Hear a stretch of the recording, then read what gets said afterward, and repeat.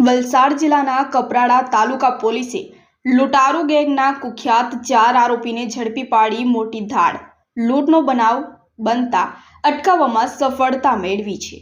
જે ધાડ પાડવા માટે હથિયાર તેમજ ઓળખ છતી ન થાય તે માટે બુકાની લઈને મહારાષ્ટ્ર તેમજ સેલવાસથી ધાડ પાડવા માટે આવેલા કુખ્યાત ધાડપાડુઓને કપરાડા પોલીસે ઝડપી પાડ્યા છે। તારીખ 8/8/2025 રોજ સાંજના સમયે કપરાડા પોલીસ સ્ટેશનના પીએસઆઈ એલ.એસ. પટેલ તથા એએસઆઈ ગૌતમભાઈ કાળુભાઈ ગાવિન તેમજ હોમગાર્ડના સભ્યો સાથે વાહન ચેકિંગની કામગીરી હાથ ધરી હતી। તે જ સમયે પોલીસને ચોક્કસ બાતમી મળી, જે હકીકતના આધારે મહારાષ્ટ્ર તેમજ સેલવાસથી કેટલાક કુખ્યાત ધાડપાડુઓ કપરાડાના પીપલસેત ગામે ધાડ પાડવા જવાના છે।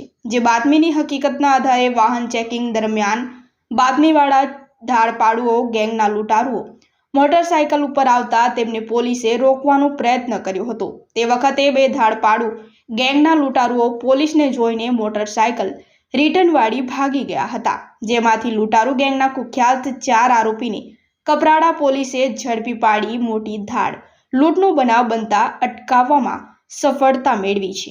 જે આરોપીઓ વિરુદ્ધમાં ગુનો નોંધી કાયદેસરની કાર્યવાહી કરી સદર આરોપીઓને કોર્ટમાં રજૂ કરી 4 દિવસના રિમાન્ડ પણ મંજૂર કરવામાં આવ્યા છે અને આગળની તપાસ પીઆઈ એસ.એલ. વસાવા ચલાવી રહ્યા છે। પોલીસે પકડેલા આરોપીઓ ગુજરાત, મહારાષ્ટ્ર રાજ્ય તેમજ સેલવાસ ખાતે પણ બીજા ધાડ લૂંટ જેવા ગંભીર ગુનામાં સંડોવાયેલા હોવાની આશંકા રાખી તપાસ હાથ ધરવામાં આવી છે।